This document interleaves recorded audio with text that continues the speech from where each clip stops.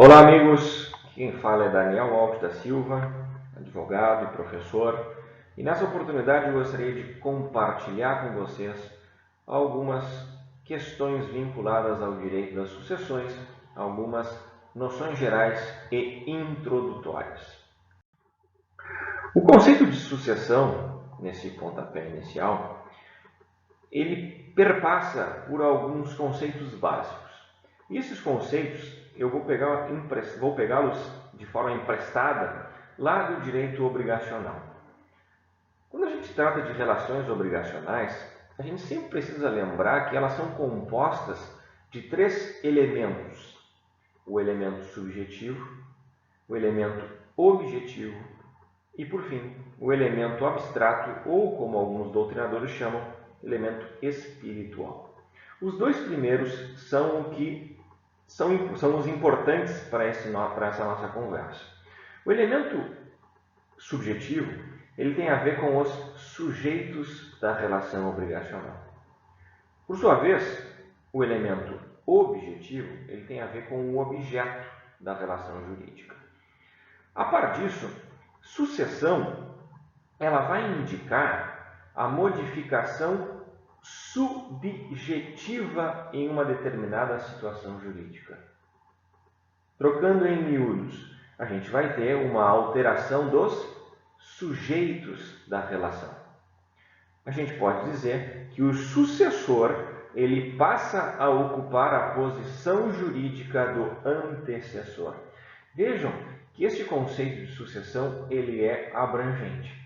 Ele é tido como uma sucessão num sentido amplo, ou seja, que aqueles direitos e obrigações que pertenciam antes a uma determinada pessoa, a partir de um determinado acontecimento, passarão a ser titularizadas por outra. Dentro dessa perspectiva ampla, a gente pode trazer como exemplo a cessão de crédito, a gente pode trazer como exemplo a subrogação. E também pode trazer como exemplo o falecimento. A par disso, a gente pode concluir que a sucessão ela pode se dar inter vivos ou ela pode se dar causa mortis. Inter vivos não é objeto da nossa conversa. O que nos interessa é a sucessão causa mortis, aquela que está vinculada ao direito sucessório e que aqui é tida como uma sucessão em sentido estrito. Então a gente pode dizer, seguindo as palavras de Clovis de Bevilacqua, que a sucessão, nesse caso, é a transmissão dos direitos e obrigações de uma pessoa que faleceu a outra que sobreviveu, e essa sucessão vai acontecer por virtude da lei ou levando em consideração a vontade expressa desse titular do patrimônio. Seguindo adiante, a gente pode trazer três conceitos básicos de sucessão. O primeiro deles é a sucessão legítima ou legal. E aqui, essa sucessão legítima ou legal, ela tem fundamento na vontade do legislador, que, por sua vez, presumiu qual seria a vontade do hereditando, da pessoa titular do patrimônio que vem no futuro a falecer. E essa vontade presumida é no sentido de que ele buscaria ou teria o propósito de amparar de forma econômica as pessoas que são ligadas a ele por laços afetivos, seus familiares. No segundo plano, a gente tem a sucessão testamentária, que é quando o titular do patrimônio manifesta a sua vontade por meio de testamento. Então, a gente pode concluir que a sucessão testamentária ela tem base na liberdade que é autorizada a esse hereditando, ou melhor, futuro hereditando, de dispor do seu patrimônio, obviamente sempre obedecendo às fronteiras legislativas.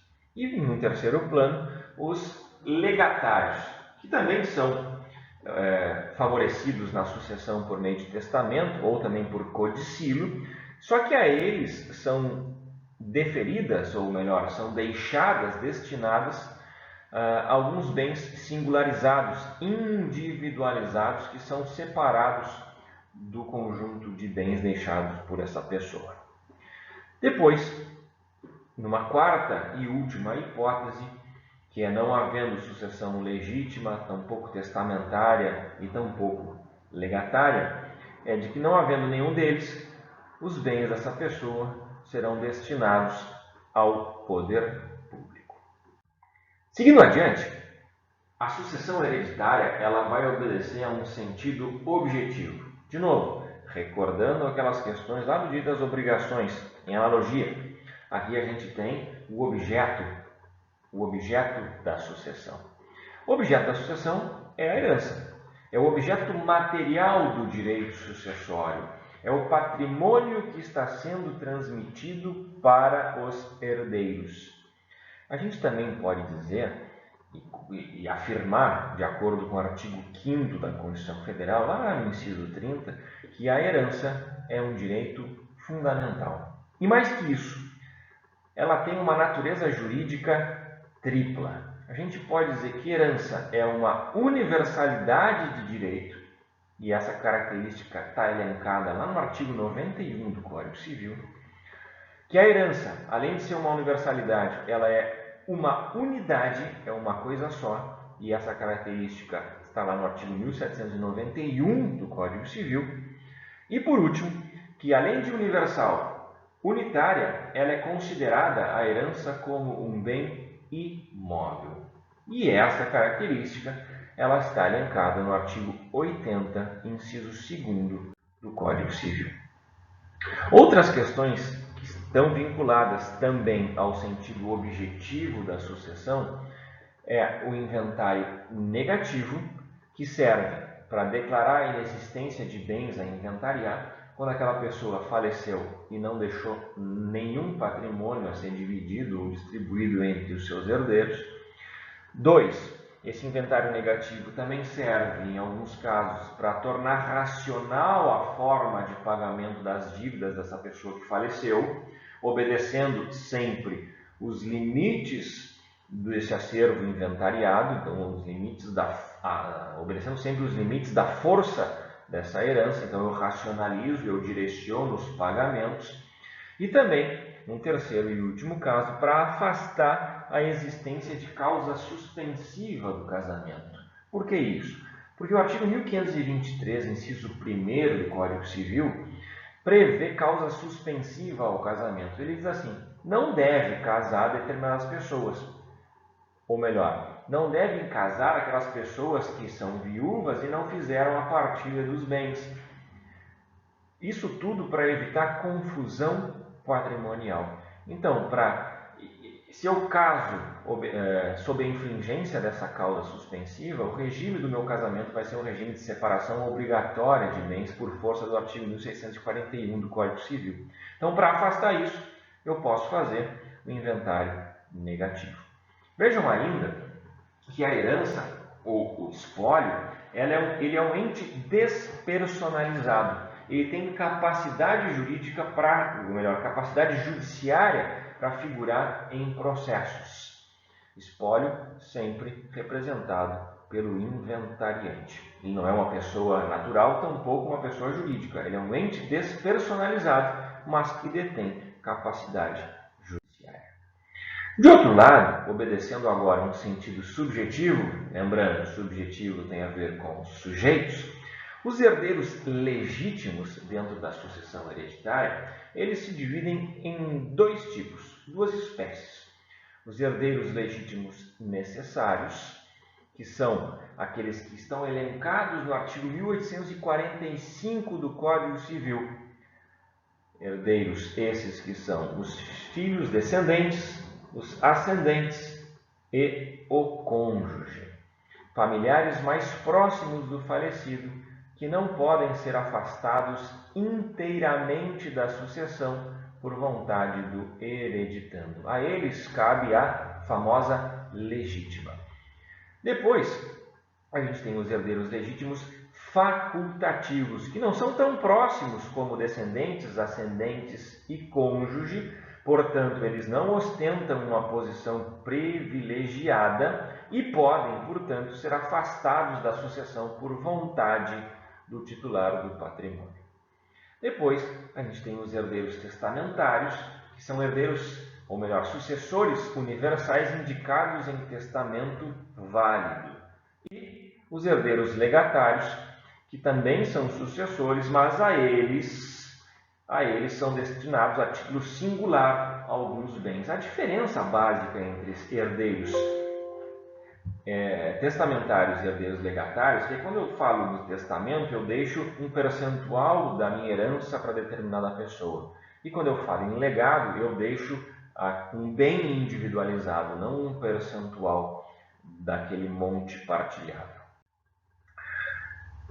Outro conceito básico do direito sucessório, que é de suma importância, é a saisine, que é importada do direito francês, que está prevista no nosso Código Civil, lá no artigo 1784, que preconiza o seguinte: aberta a sucessão, leia-se, ocorrido o falecimento, a herança transmite-se automaticamente aos herdeiros legítimos e testamentários. Ou seja, independe de qualquer formalidade. A partir do momento em que se abre a sucessão, a partir do momento em que acontece o falecimento, o herdeiro, seja ele legítimo ou testamentário, ele é investido no domínio e na posse dos bens que compõem este acervo hereditário. Esse direito da saisine, ele é uma ficção jurídica. E a finalidade é evitar que o patrimônio do morto fique sem um titular. Então, a sucessão, como diz Mário Delgado, a sucessão, a transmissão do patrimônio, ela opera-se com a morte. Porém, nesse primeiro momento, a herança ela é ilíquida, razão pela qual se deve fazer o inventário dos bens para a liquidação da herança e individualização da cota-parte de cada herdeiro. Por isso, a necessidade de se fazer o inventário, para dizer o que aquela pessoa deixou como patrimônio, para que depois seja feita a partilha entre os seus herdeiros. Uma diferença básica que é preciso anotar aqui é que a abertura da sucessão é uma coisa e a abertura do inventário é outra. Elas não se confundem. A abertura da sucessão é a morte, o falecimento. E a abertura do inventário é quando eu abro o procedimento para inventário e partilha desse patrimônio, seja ele judicial, seja ele extrajudicial. Seguindo adiante, lugar da abertura da sucessão. Isso consta do artigo 1785. Isso é importante para fins de competência. Diz o artigo 1785 que a sucessão ela é aberta no lugar do último domicílio do falecido. E aí vejam que o direito sucessório, mais uma vez, dialoga com outros livros do direito civil. Conceito de domicílio.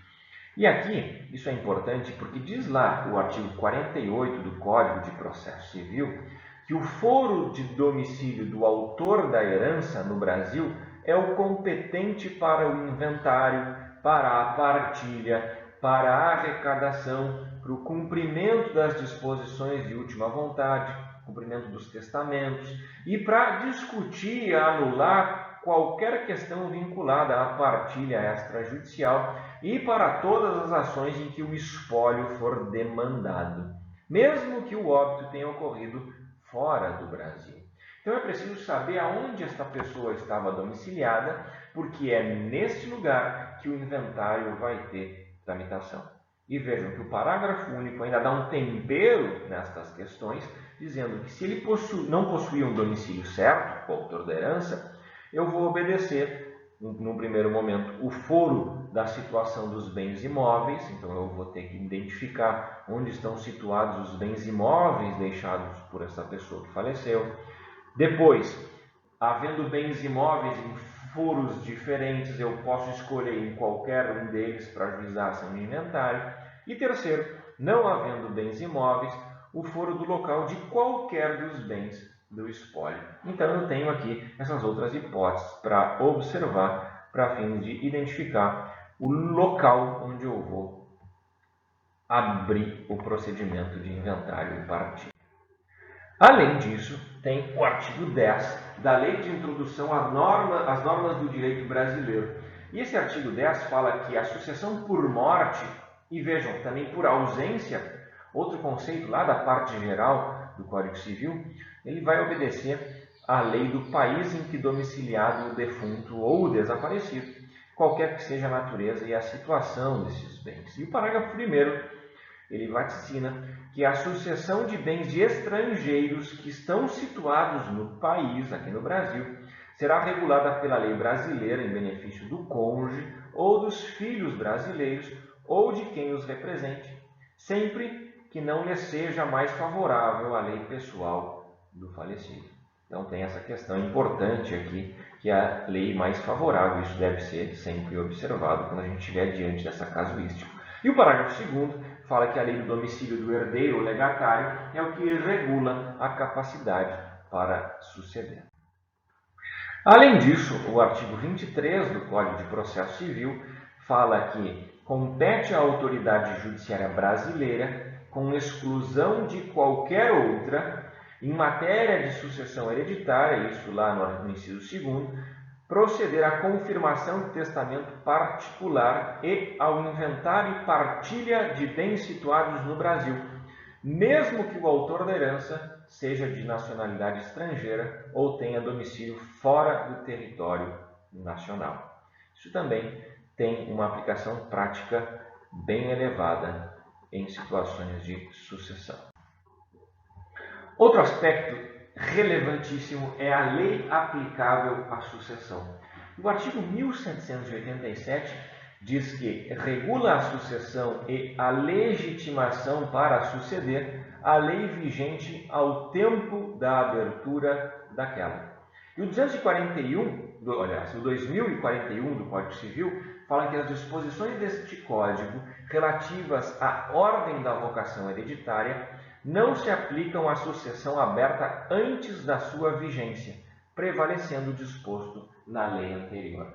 Então, se eu tenho falecimentos que ocorreram antes da vigência do Código de 2002, como regra, eu não vou aplicar, mesmo que o inventário tramite agora, seja aberto agora, eu não vou aplicar o Código Civil de 2002. Eu vou aplicar a lei que estava vigendo à época em que aconteceu o óbito. Isso tem muita repercussão prática, por exemplo, em questões que estão atreladas à união estável, porque a união estável teve lei específica em 94, em 96 e depois em 2002. Então, sempre nesses casos, eu vou obedecer, em se tratando de sucessão que envolva a união estável, a lei que estava em vigor na época em que aconteceu o óbito. Essas são as referências bibliográficas que foram utilizadas para a elaboração do material, e aqui ficam os contatos para eventual dúvidas, indagações e troca de ideias. Muito obrigado pela atenção e um forte abraço.